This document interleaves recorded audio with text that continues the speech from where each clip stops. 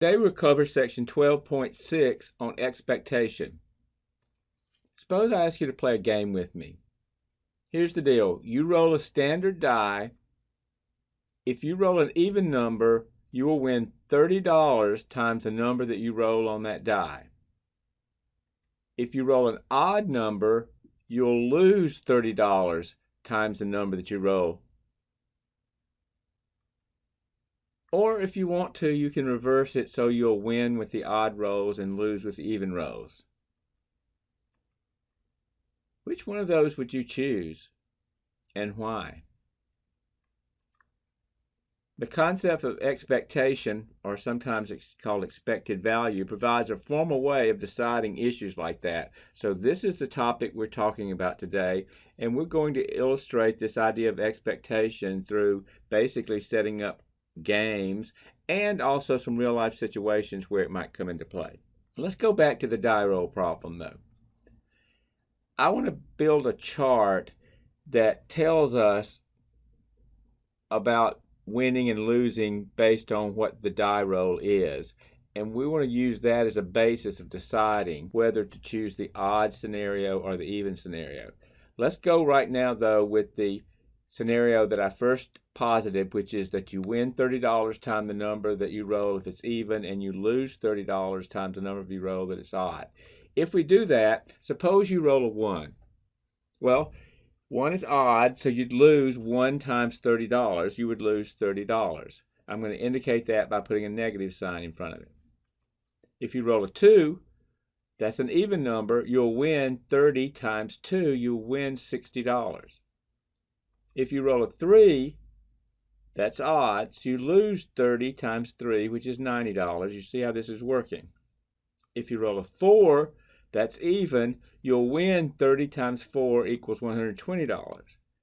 If you roll a 5, that's odd, so you lose 30 times 5, which is $150. If you roll a 6, that's even. You win 30 times 6, $180. In addition to how much you can win or lose, you've got to look at the probability of each of those. If you win on something that rarely happens, that's different than winning on something that happens a lot, and vice versa with losses. So the probabilities are important here. Now with a die roll, if the die is fair, it's actually going to be the same every time for this particular case. There's a 1/6 chance of getting a 1, a 2, a 3, a 4, a 5, or a 6. So in this particular problem, the probabilities are the same all the way down. But that, in general, does not have to be true. In this case, it is. So the probability of rolling a 1 is 1/6. The probability of rolling a 2 is 1/6. The probability of rolling a 3 is 1/6. The 4 is 1/6. The 5 is 1/6. And a 6 is 1/6. Now I want to do something to merge those two things together, and I'm going to do that by taking the first column, which are the values either won or lost, the dollar values, and multiplying each by their probabilities of occurring. So across that, I will multiply the first column number times the second column number, which is a dollar either gain or loss times the probability. So negative 30 times 1/6 is $5, and it's a loss, so it's negative $5. 60 times 1/6 is $10. That's positive, so it's a positive $10. Negative 90 times 1/6 is $15, but it's negative. $120 times 1/6 is $20. Negative 150 times 1/6 is negative $25. And finally, 180 times 1/6 is $30.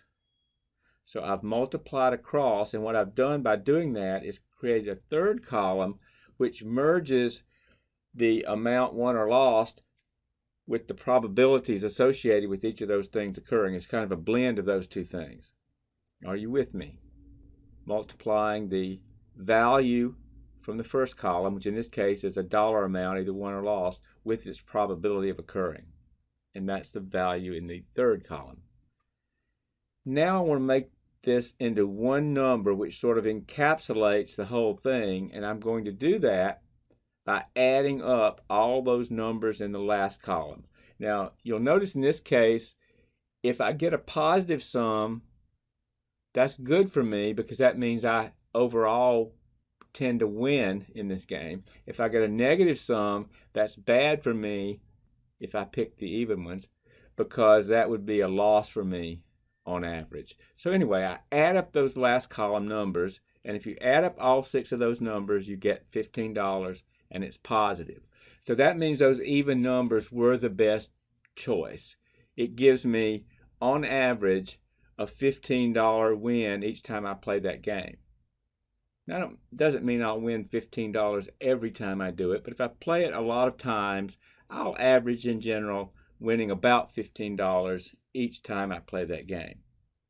So definitely the evens are the best choice here. That number at the end, which is the sum of those products, is called the expectation of the game. And I've already alluded to this, but what that number means is if you play this game over and over again, in the long run, you can expect on average to win about $15 per game. If the expected value or the expectation had come out to be negative, that would mean on average you would lose money, so that would be a bad choice. Had that come out negative, you'd been better off flipping your choice and choosing the odds. Let's look at some more examples.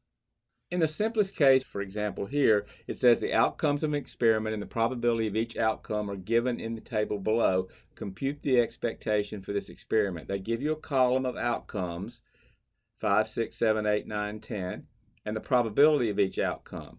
In any case, if they give you a problem like this, all you have to do is add a column for the product. Remember, we have a column for the outcome. In the previous example, it was dollar amounts. And then you have a probability column, and all you need to do is multiply across and then add down.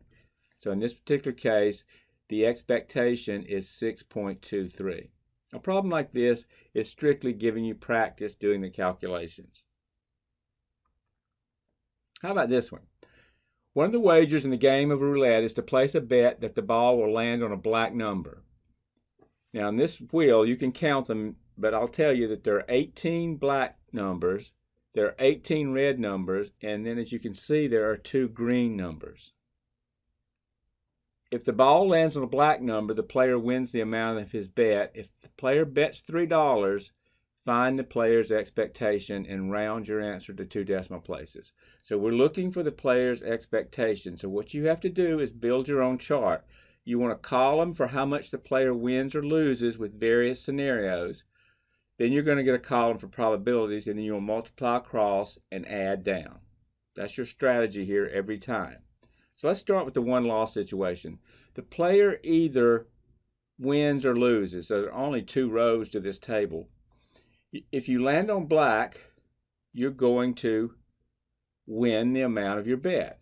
So if a player bets $3 and lands on black, the player wins $3. On the other hand, if the ball does not land on black, that would mean landing on either red or green, because there are only 2 other colors, then the player loses his or her bet, which is in this case $3, so it's a negative $3. Now we have to figure the probabilities of those 2 things happening. Notice that if you land on black, you've got to count the number of black numbers divided by the total number of numbers. Well, if you look up here, there are 18 blacks, so it's 18 out of, and then you've got to count them all. If you count them all, you get 18 plus 18 plus 2, which happens to be 38. So the probability of landing on a black is 18/38. So what's the probability of landing on a red or green? Well, if there are 38 and 18 of them are black, the rest of them are red or green, which means 18 and 2 is 20, or you can say 38 minus 18. In any case, you'll find out that there are 20 non-black numbers. So there's a probability of 20 out of 38 that you land on a non-black number. So now it's just a matter of doing the arithmetic. The last column is the product of the one-loss column and the probability column. So if you multiply across, and this time they're asking us to round to 2 decimal places, so you can go ahead and, when you multiply 3 times 18, you get 54, so that's 54/38. But since you're going to round to 2 decimal places, it's not a bad idea to go ahead and change that 54/38 to a decimal now. I will say, though, if you're going to round in the end to 2 decimal places, you do not need to round to 2 decimal places in the intermediate calculations. They need to be taken out further. So I went ahead and showed 5 decimal places, but certainly go beyond 2. And it comes out to be about 1.42105. And then when you multiply across the second row, remember that's a negative $3, so the answer is negative 3 times 20, that's negative 60/38. And if you change that to a decimal, it comes out to be about negative 1.57895. And then if you add down the column, that last column, you get about negative 0.1579, and that's what they told you to round to 2 decimal places, so that would be negative 0.16. So on average, if you played this game over and over again, you would lose about 16 cents every time you played on average. Sometimes you'd win, sometimes you'd lose, but if you averaged it out, you would tend to lose about 16 cents every time you played this game. Let's play another roulette game. One of the wagers in roulette is to bet that the ball will stop on a number that's a multiple of 3. And that's not counting the green numbers, which are labeled 0 and 00. They're not included in that as being a multiple of 3. If the ball stops on such a number, the player wins double the amount bet. If the player bets $3, compute the player's expectation and round the answer to 2 decimal places. This time, we're building the same column. We want a won or lost column, we want a probability column, and then we want a column for the products. But this time, the winning condition is different. You win if you roll a number that's a multiple of 3. Well, the multiples of 3 are 3, 6, 9, 12, 15, 18, 21, 24, 27, 30, 33, 36. If you notice, I colored them differently and bolded them up above so you can easily count them. So that is the winning condition, rolling a multiple of 3. So you need a column for winning, which is you do land on a multiple of 3, and you need to figure out how much you win or lose. Well, it says if the ball stops on the number, you win double that amount. So if a player bets $3, the player wins double that, which is $6. However, if the player does not land on a multiple of 3, the player loses the bet, which was $3. So you have to read this carefully. And now we want to do the probabilities just like before. What is the probability of landing on a multiple of 3? Well, you've got to count the multiple of 3s, and if you count those multiples of 3s, you see that there are 12 of them. And there are 38 numbers, just as in the other roulette problem. So the probability of landing on a multiple of 3 is 12 38s. If you don't land on a multiple of 3, notice there are 38 numbers and there are 12 multiples of 3. So if you subtract, you find out there are 26 numbers that are not multiples of 3. So the probability of not getting a multiple of 3 is 26 out of that same 38. So at this point, we need a column for the products. We multiply across. 6 times 12 is 72, so 72 38ths. And again, we want to divide it out and round it to 2 decimal places, but we do not want to round off to 2 decimal places until we get to the end. So I carried a few more decimals, and I got 1.8947 on the first row, and I got 3 times 26 is 78, but it's negative, so it's negative 78 38ths. And again, that comes out to be about negative 2.0526. And if you add down the last column, you get about negative 0.1579. You get about negative 16 cents. Turns out to be about the same as the last problem. Doesn't have to be the same each time. That's just the way the numbers came out. But the point is, if you're playing roulette in a casino, you can expect to have an expectation that's negative from your point of view, because the casino would go out of business if they did not, on average, cause you to lose money every time you played. On average, not every single time. Sometimes you win, sometimes you lose, but on average, you can expect to lose about 16 cents on this game as well. Before we leave the casino, let's play one more of these games involving a wheel. It says many casinos have a game called the Big Six Money Wheel, which has 54 slots in which are displayed a joker, the casino logo, and various dollar amounts as shown in this table. Players may bet on the joker, the casino logo, or one or more dollar denominations. The wheel is spun, and if the wheel stops on the same place as the player's bet, the player wins that amount for each dollar bet. So you have to read that enough so that you understand what's happening. If a player bets $3 on the joker denomination, find the player's expectation and round the answer to 2 decimal places. So this is very similar to the roulette problems we've worked. You have to build a table, but you're also going to have to count how many of everything there are. They told you that there's one joker slot, there was one casino slot, and there are various numbers of dollar slots, one joker, and there are 53 things that aren't jokers. And the reason I broke it up that way is because the player's going to bet on the joker, so I need to know whether you get a joker or not, which means I need those counts. Also remember that this information is for a $1 bet. It says that the player wins this amount for each $1 bet. So if the player makes a $3 bet, then that $40 changes to $120 because 40 times 3 is 120. Build your table just as before. You want a one-lost column, you want a probability column, and then you want a column for the product.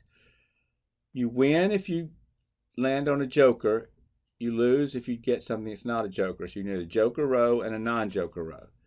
Now what happens if you do land on a joker? Well, we just said you win $120, so we'll put that in there. What happens if you don't land on a joker? You lose your bet. It was a $3 bet, so you lose the $3. Now we need to do the probabilities. Well, there's only one joker out of 54. There's one joker and 53 things that aren't jokers. So there's one chance out of 54 of getting a joker, which means there's 53 chances out of 54 that you do not get a joker. Once you get here, you've got it made. You multiply across, you get 120 54ths on the top row. Multiply across on the bottom, you get negative 159 54ths.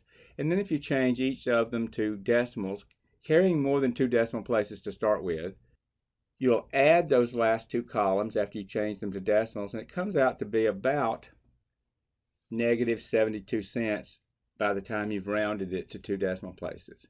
So again, this is a losing game for the average player.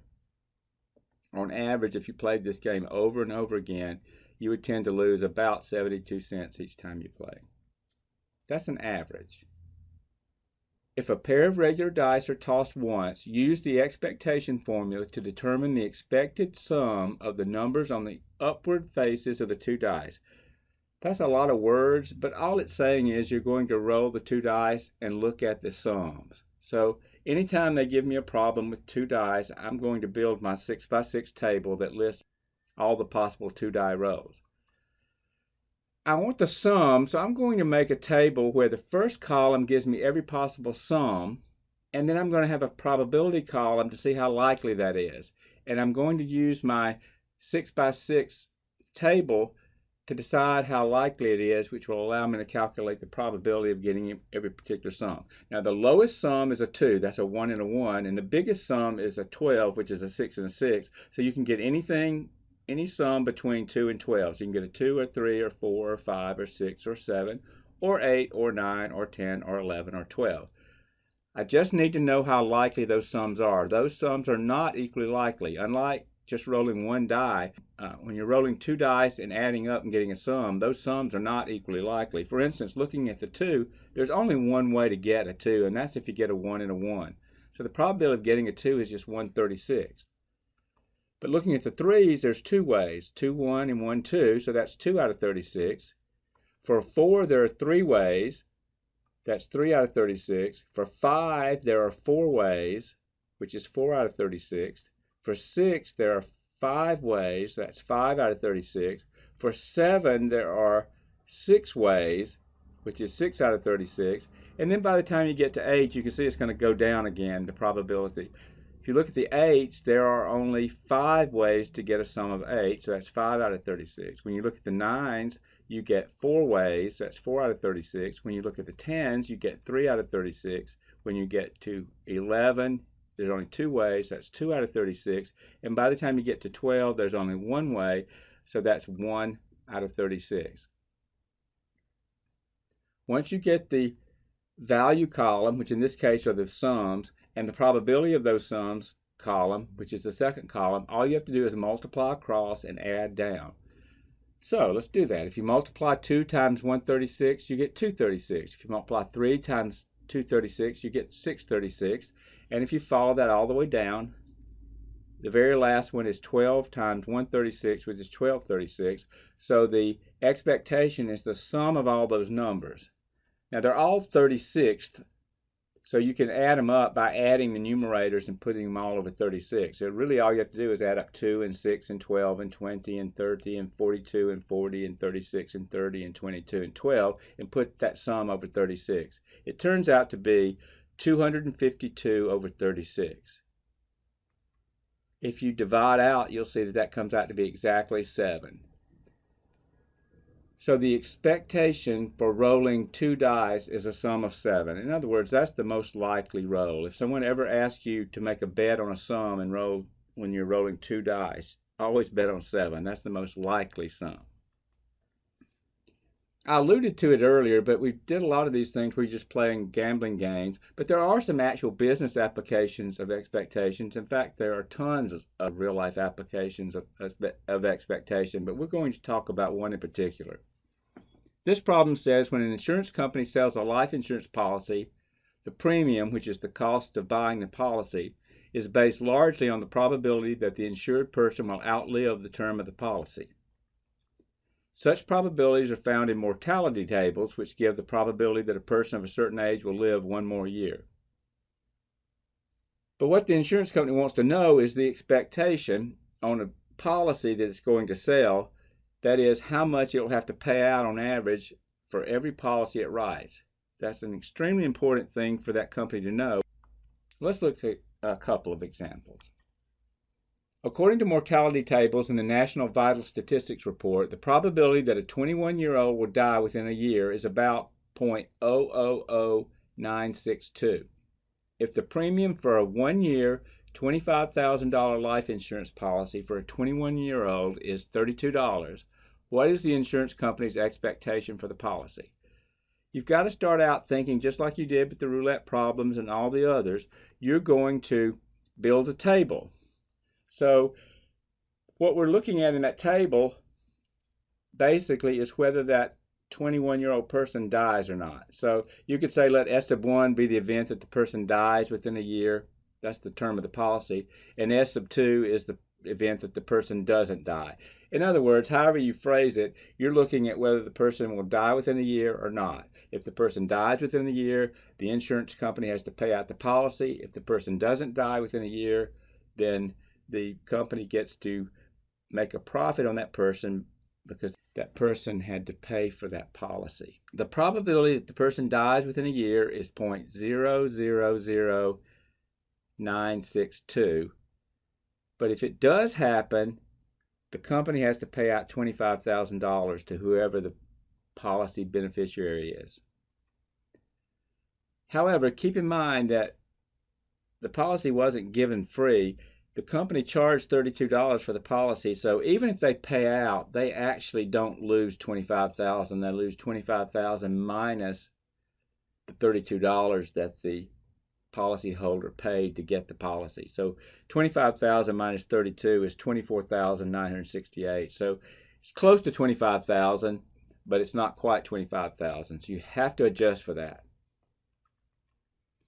The probability that the person does not die within a year is 1 minus the probability that that person does die. So if you take 1 minus 0.000962, you get 0.999038.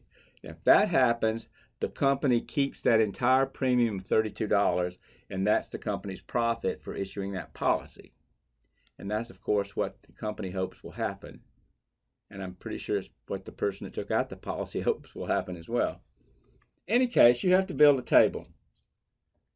One row is the 21-year-old person dies within a year. The second row is that that person does not die within a year. The first column gives you the amount of profit, and we're looking at it from the company's point of view. And then the second column is the probability of that happening. So we'll start off just just the same as we did for the roulette wheel problems. We look and see that the amount of profit that the company makes if that person does die within a year is actually a loss, so it's a negative $24,968. It's the $25,000 policy adjusted for the fact that they actually charged $32 for the policy.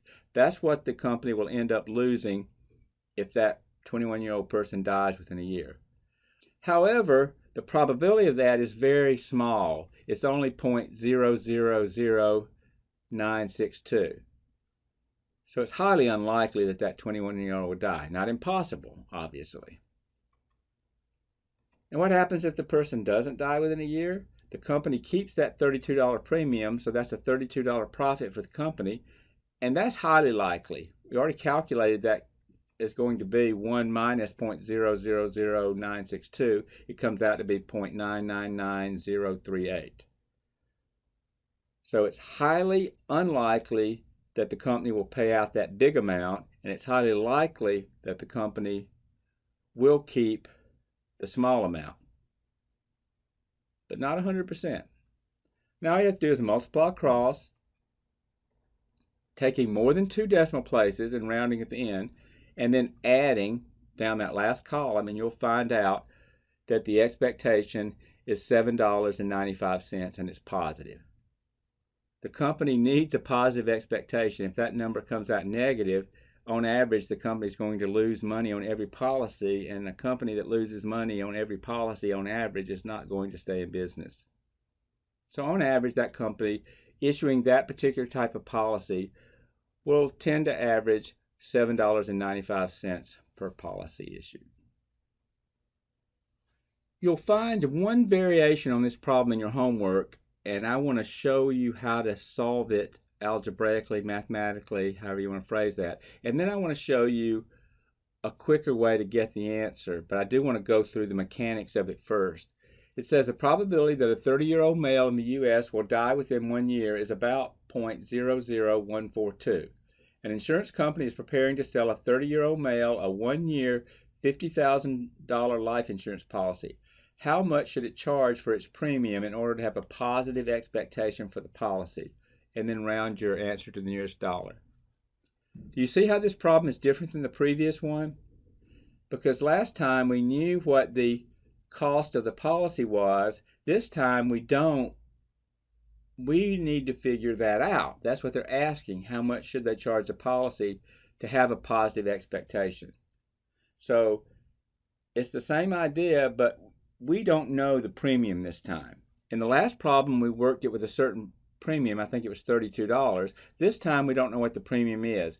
Since we don't know what the premium is, we'll just make up a variable for it. You can call it X. I decided to call it P here. But P stands for the premium. In the previous problem we knew what it was. In this problem we don't, so we have to have a variable for it. But once you use the letter P, the process works the same. It's just that you've got a variable in the process which generates some unknowns, which generates something you have to solve for. But otherwise, the process is the same. What happens if the person dies? Again, it's all about whether the person dies within the year or doesn't. If the person dies, actually this is a male, so if he dies, the company loses $50,000, but keeps the policy premium, which is P dollars. So the company's actual loss is $50,000 minus P. Just like in the last problem, it was, I think, $25,000 minus $32 or whatever that previous premium was. We don't know what the premium is here. That's why the P is in there. But the process is the same. So if we build our table, the first row is that this 30-year-old male dies in a year. The second row is that 30-year-old male doesn't die. The first column is how much the company gains or loses, and the second column is the probability of that happening. So we just proceed just like before. The gain or loss for the company of the person dying is actually a loss. That's why there's a negative sign in front of it. It's a loss of $50,000 minus P. Now you need those parentheses because it's the $50,000 minus P is the amount of money, and to make it negative, you got to negate the whole thing. So it's negative, and then in parentheses, $50,000 minus P.